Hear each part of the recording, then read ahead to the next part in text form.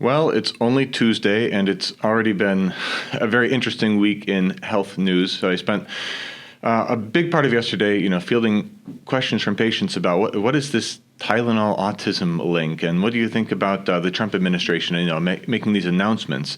And I'm happy to have those conversations with patients. It's kind of a weird time to be alive when it comes to processing these things. But I got home, and against all of my better judgment, I took a look at what the headlines were saying about this, and I was totally appalled to see how this whole thing is being spun up. And I'm very reticent to share my opinions about these kinds of things, but I'll unburden myself at the end of this video and give you my mind. But what is this whole thing about? So the HHS made an announcement yesterday, as most people have known by now, that they're instructing the FDA to force basically the manufacturers of Tylenol to include warning labels that indicate that exposure to acetaminophen, what Tylenol is, in the womb can increase your risk of developing autism. And further, to send a memo out to all of the physicians in the country, basically saying, make sure that you talk to your pregnant patients about this. Make sure you let them know that, if they feel that they need to take Tylenol, make sure that it's the lowest dose that they need to achieve the results and for the shortest amount of time, because there is this possible connection here.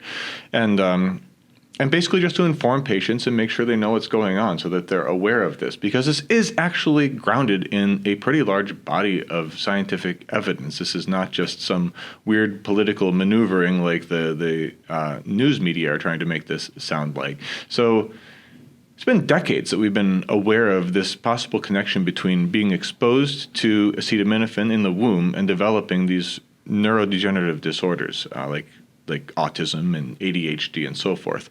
And the big one that this recent decision is really getting pinned on is a study from just a couple months ago that came out from Mount Sinai, where they looked at 46 or so, I think, different studies, well-conducted studies over the years, and kind of put everything together and tried to draw conclusions from what this good research said. And it showed that over half of those studies show a strong correlation between exposure to acetaminophen in the womb and developing autism. So a big body of well-conducted research showing that there is this connection. So that's a red flag. This is not made up. There's something really going on there, or there's the suggestion that there is. It's not saying that Tylenol is the cause, but it's saying that there's a correlation there. In the modern religion of scientism that everyone seems to be belonging to these days, the laymen really like to parrot this thing that the high priests are always saying, that causation is not the same as correlation. And I don't think that they have any idea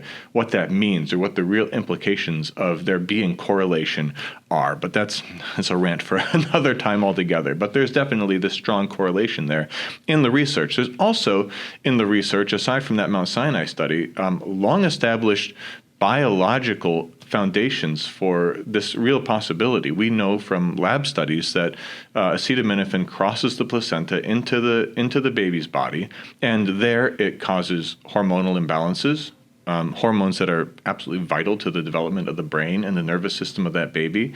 We know that it causes oxidative stress, which creates epigenetic changes. Those are changes in the way the baby's genes are expressed. So it's really being affected on kind of all sides here by exposure to this drug. And to me, in my crazy way of thinking, that's adequate enough to say, let's pump the brakes a little bit and say that there may be some concern about this drug when pregnant. We have no problem, for whatever reason, admitting that ibuprofen is not good for pregnant women or for the baby, that Advil is definitely not good for developing babies. I don't know why Tylenol is this sacred cow that we, if we say what the research says, we're getting demonized for it. It's kind of odd to me. But I think that by itself is enough. But if we go beyond that, there was a study in the Journal of the American Medical Association, which is not exactly somebody's tripod site in their basement with a tinfoil hat. And this study looked at the umbilical cords of babies whose mothers took Tylenol during pregnancy, and they looked for the traces of them having taken that. And they found that not only was there an increased risk of autism in the babies where they found the Tylenol byproducts in the umbilical cord, but also that there was a dose dependency. The more of those byproducts there were, in other words, the more Tylenol that mother took in the course of pregnancy, the higher the risk of that baby developing autism. And that's actually exactly what the Mount Sinai study showed as well. It controlled for how much how much Tylenol the mother was taking, how often, what doses, over what length of time. And what it found was there is a dose dependency, which is actually a serious red flag, very important for researchers. That's where you start to make the scientific transition from saying there's just a correlation here to maybe there is some sort of causative effect. But anyway, so you have that strong correlation, you have that dose dependency, you have a physiological explanation as to why this is going on that's observable in the laboratory, and you're seeing this in live tissue in the umbilical cord of babies with the correlation with increased risks of autism. So that's a pretty firm scientific foundation to do what I think is a pretty mild move, which is say, let's make sure people are aware of this. That's information. To me, that's not bogus. Now, the other side coming out against this, which seems to be mostly the media and the people foolish enough to follow them, are kind of pinning everything from what I've seen. There are a few studies in the past with some really weird conflicts of interest involved in legal battles with Tylenol and so forth. But the more recent study, it's from Sweden, I believe, that looked at it's a big study, and it's worth looking at. It over 10 years followed over 2 million children, and what they saw was actually the same thing as the Mount Sinai study, that there was an increased risk of autism for and other neurodegenerative disorders for the children of mothers who took Tylenol while they were pregnant. And this study didn't control or look at dose or things like that. It just, did you take it or did you not? Which is what's great about the umbilical cord study, is you're not relying on a mother's memory. You can see and measure how much Tylenol is there. But anyway, they found the same correlation. But what the contrapuntal voice is pinning things on is that they also looked at siblings, and sibling studies can be very, very informative and important for research of all kinds, especially medical research. And it showed that between siblings, there wasn't actually a big correlation between taking Tylenol and not, and the risks of one sibling versus the other getting autism. And at face value, okay, that really might look a little bit damning, I guess, for the rest of the research, however copious and convincing it is, except for it doesn't take into consideration one very important fact.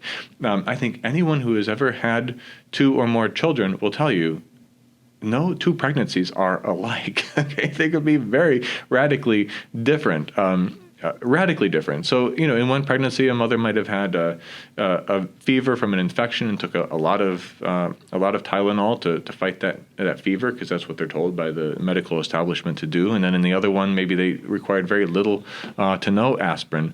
I keep saying aspirin. Little to no Tylenol, acetaminophen, and you're going to have radically different outcomes. So to kind of pin your objection on this one little corner of a much bigger study at odds with the rest of that study and at odds with this other large body of research of various kinds, to me is crazy. And that kind of comes down, I guess, to my little rant here about the media. Look, if you're a boomer who tunes into their favorite 3-letter mainstream news media outlet, or if you are a millennial who's getting their news from, and God help us, from Vox or from some subreddit, stop it. You need to find a better news outlet, especially for health-related stuff, but just in general. The fact that the mainstream media at large can kind of paint this as the headlines I was seeing, that Trump said that there's this correlation, and that there's no basis in research, that there's decades of research saying that it's safe. And they're interviewing people like the CEO of the company that makes Tylenol. Like, of course he's going to be pro-Tylenol. It's like, that's your argument. That's ridiculous. It's just misinformation. It's meant to tear us apart. It's meant to serve the medical establishment. They condemned the Tylenol thing, but then they were praising the fact that this new drug, which in the same announcement, it kind of got left behind a little bit because of the Tylenol bit, but this new drug might show promise in helping treat children with autism or higher risk for autism, more drug sales. They were all for that. This is promising. We need to be cautious, but this is a good thing. It's crazy. This is insanity. Stop it. And I think the biggest message and takeaway here is don't take these drugs. Like, if you can avoid it. Okay, if you're pregnant, you're going through a lot, there certainly may be a situation for some medical intervention. That's fine. I am not detracting from the incredibly admirable, noble, difficult thing that women do here for 9 months, creating another human being. But if you can avoid taking medicine, avoid it. There are other ways to treat pain, especially the aches and pains that come with the many, many changes in pregnancy. Chiropractic is a great one. We see a ton of pregnant patients pre and postnatal. There are other ways out there. I mean, that comes back to our just basic philosophy. Our intuition, our instinct now is to grab a pill for every little problem, and that needs to end. That is causing so much destruction in our health, in our healthcare system, in our lives, and apparently in the political world, because we've politicized science, we've politicized healthcare, which is a major red flag that there's something else going on here. So the news media thinks that you're a bunch of unthinking swine with no critical thinking skills, and they're pushing these headlines in your face. And I know you're better than that. Turn it off. Get off of CNN. Get off of Fox. Get off of Vox. Get off of MSNBC or whatever other nonsense you're watching. It's just misinformation. It really is. The science is out there. You can read it yourself. Get on the HHS website. You can actually see the brief that they sent out and what they're recommending. It's very reasonable and sane. So I'm glad that we are apparently one of the things you tune into to get real information if you've listened this long. So thank you, and I encourage you to like this video and share it with people so we can get some facts out there about what's going on. Subscribe to our channel if you haven't already, and we'll be back talking to you soon.